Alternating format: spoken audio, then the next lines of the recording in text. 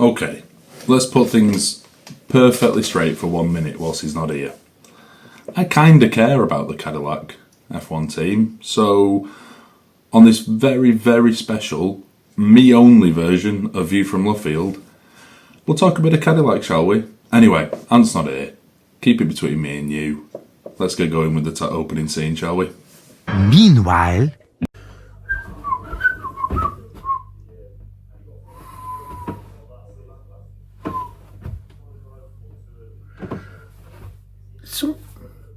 Someone talking about Cadillac? Oh, no.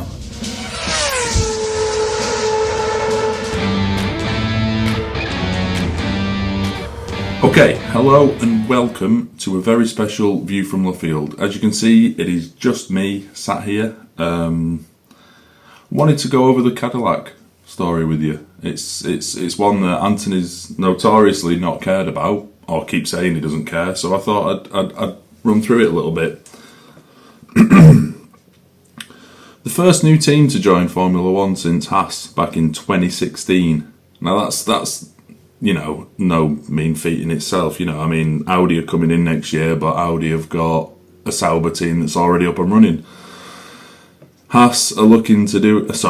Haas, there we go, it shows how much interest I've paid. Cadillac are looking to do it straight, from scratch. It's not an easy thing to do, so... a little bit of history of them.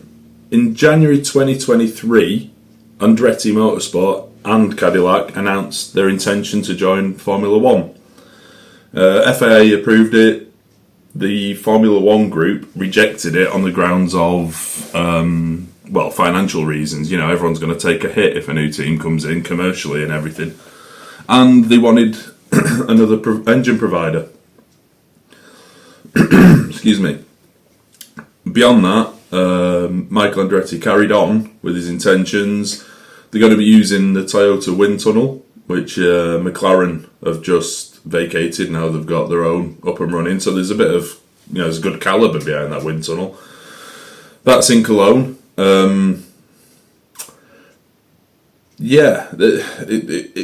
Although they got rejected, they carried on, plugging forward, moving forward, trying to get the right personnel in.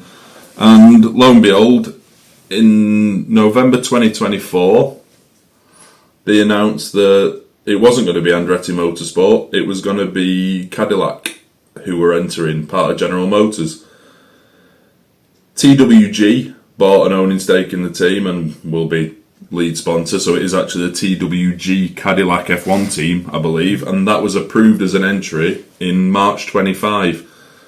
It was approved on the grounds that they had to develop their own engine and make it available as a customer engine by 2029, I believe.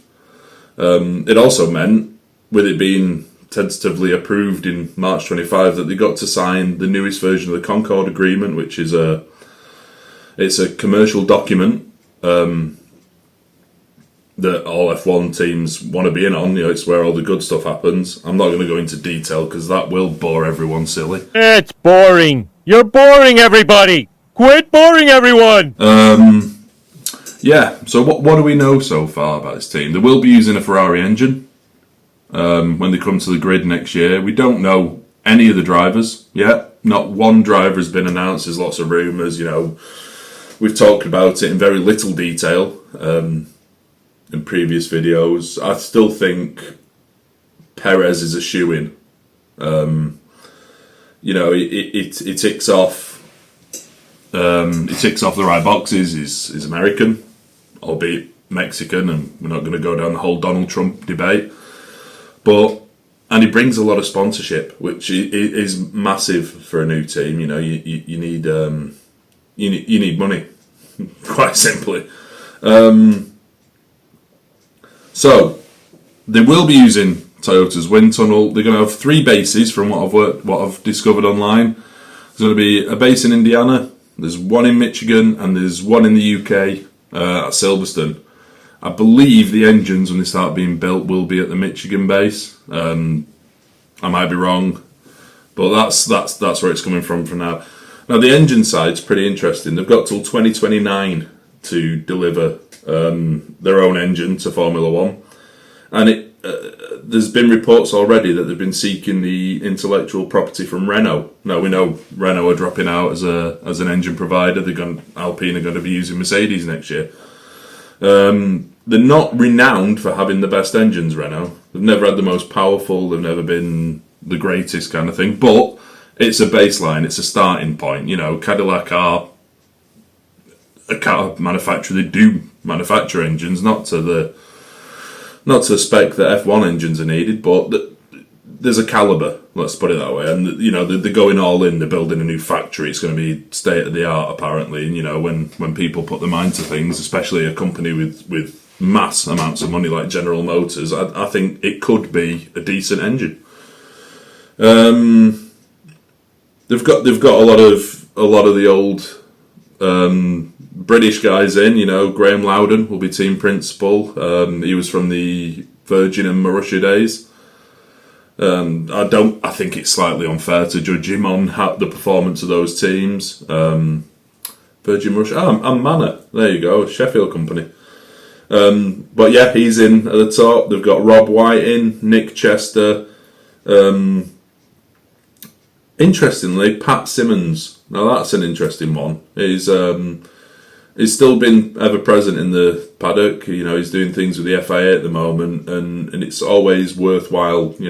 Getting someone experienced who still knows the lay of the land in. So they're making the right moves. They're doing the right things. Now, whether that means success, then every F1 team in the world will tell you just how difficult it is to get to the top. Like I say, Haas were the last new team in, and that was 2016. So you look at it's 10 years of these other teams have been running. It won't be easy, but like I said, they've got the right people in, they've got the right setup. There's an argument to say that teams based out of America haven't always achieved great success. If you look at Haas, they have a base in the UK and they have a base in Maranello. Which is, it's always worthwhile being close to your engine supplier, and that's something that Cadillac don't appear to be at the moment. That's not to say once Cadillac come on board as well, Ferrari won't have an office like they do for Haas in Maranello. But it's exciting time for me. It's exciting. The more cars on the grid, the better it is. It shows how strong Formula One's getting, especially in America. Hello to our American viewers. Hello to our non-American viewers as well. I'll not distinguish that whilst he's not here. Where I was going with this? Drivers. As I said at the start, Perez has been sounded out. Again, I think it's a shoo-in. I think it's probably the cleverest move they can do.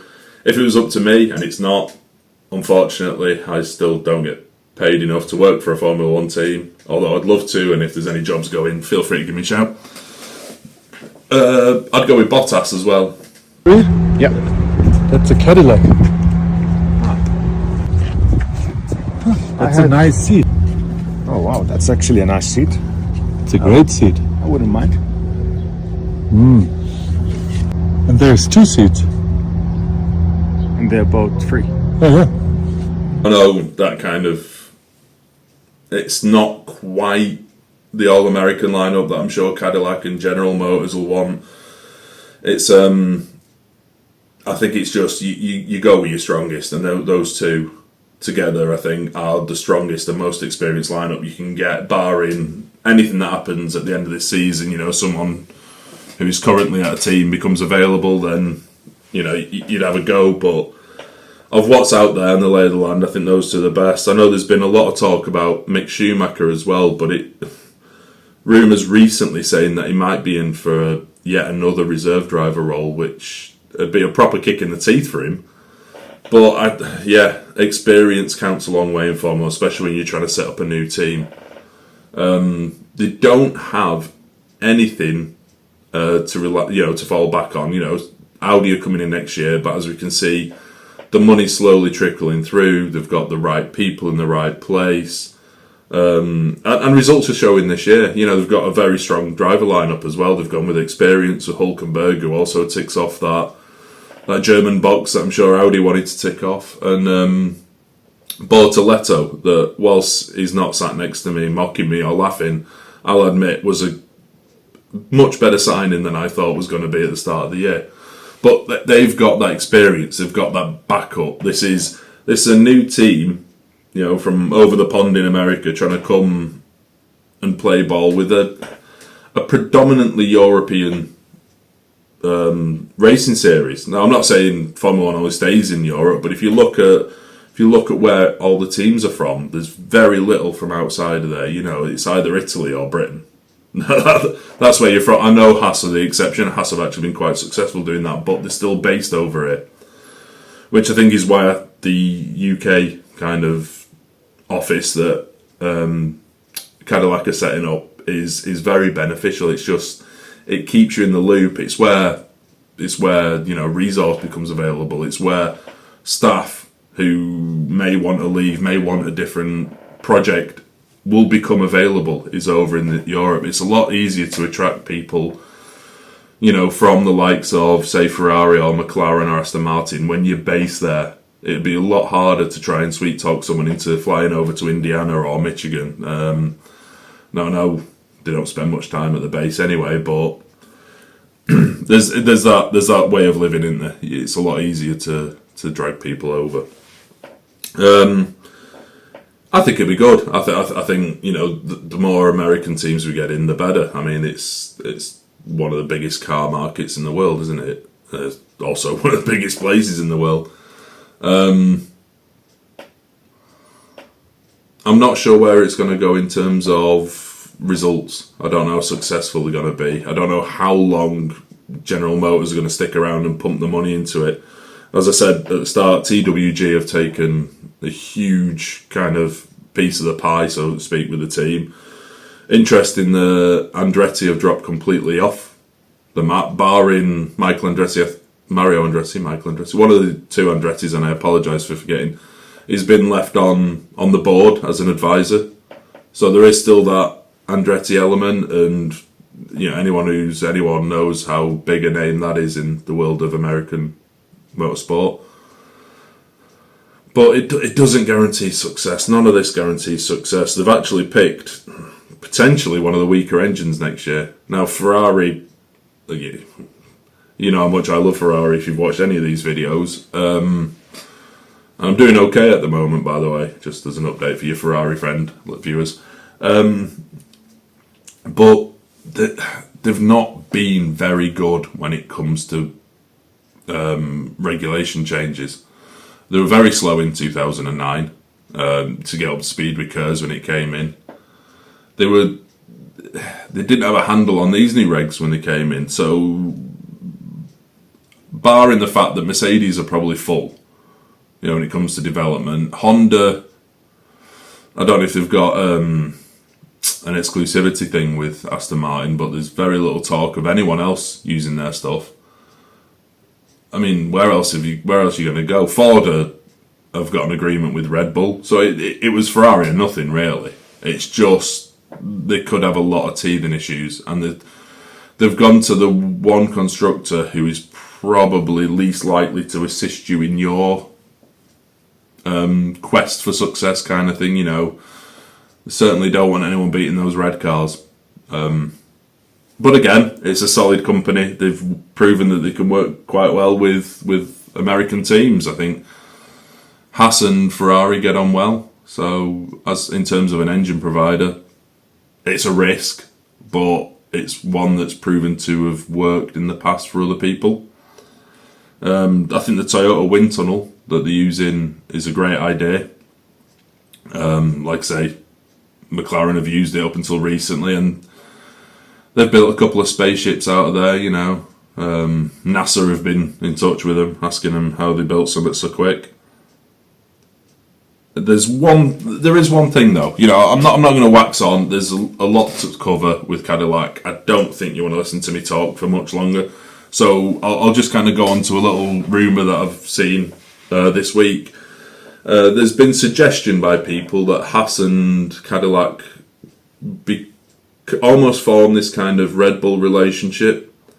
Now, firstly, unless Gene Haas wants out of his team, I don't see why they'd become the junior to Cadillac, barring the American connection, or the Andretti Haas thing, or whether it's purely financial. Do you have Haas as the junior drivers bringing up these young American drivers? I'm sure that's what both Haas and Cadillac want to get to, is having more American influence in Formula One.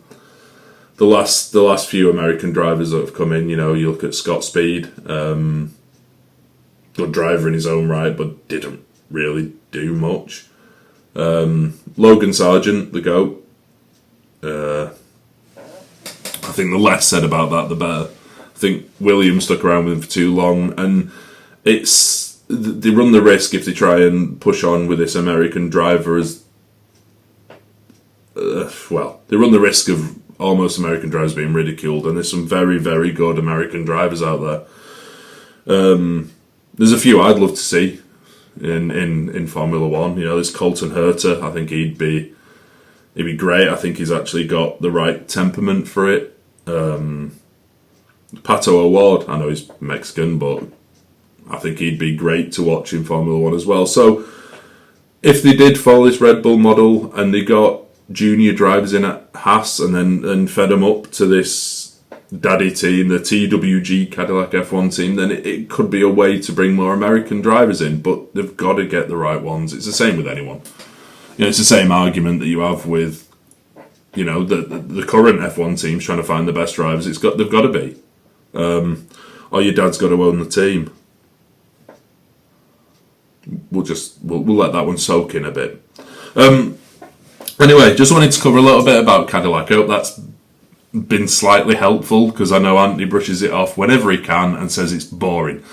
We will be back next week. Please go and check out VFES channel. I'm filming this at Sunday morning. It'll be on tonight. We've let Anthony loose to have his say about our beloved Manchester United, which, depending on the result, can go one of two ways. It's probably not going to be child friendly. We will see you next week in a bit more of a standard appearance. But for now, from me, thank you for watching. Please leave any comments. Please tell me how excited you are for Cadillac. And talk to you soon. Bye bye.